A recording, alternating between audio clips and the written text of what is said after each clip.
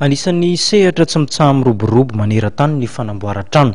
Vokam-pikarohana nandritry ny 4 taona mahakasika ny fanamboarana ireny antsoina hoe beton irony no narosony manampahaizana iray Razafindravelo Hermanina ny alarobia lasa teo teny anivon'ny Université n'Antananarivo.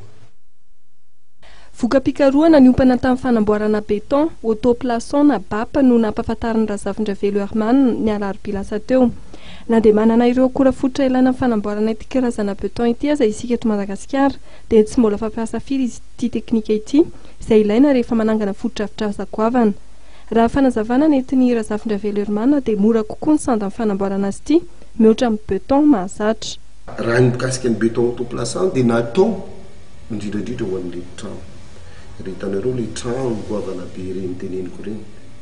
Na trano kely étage iray ou roa na tsisy étage aza azo ampiasana azy fa ny tena ilana azy dia rehetra ny vaventy ireny. Ny antony satria amin'ireny dia ny qualité zany tsaratsara kokoa. Amin'ny lafiny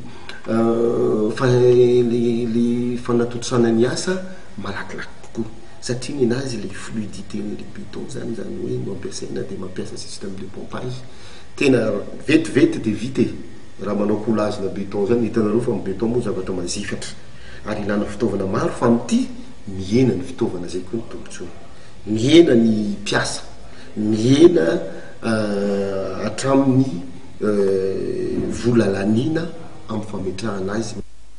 Nandresy lahatra ny mpitsara ny fanohanan-kevitra tamin'ity fikarohana ity ary meny mpitsara ny mention très honorable niaraka tamin'ny fankasitrahana mpitsara Andriamatoa Razafindravelo Hermanina ary meny marim-pahaizana doctorat spécialisé en sciences des matériaux. Ny sekoly ambony momba ny polytechnique ao amin'ny Université Antananarivo na ny IST, laboratoire national momba ny asa vaventy ny fametanana na fanandriamatoa Razafindravelo Hermanina nanao fikarohana izay hanovana andrana amin'ny alalan'ny fanorenana trano tsy ho ela aorian'izay dia aparitaka afaka ampiasain'ny rehetra izany.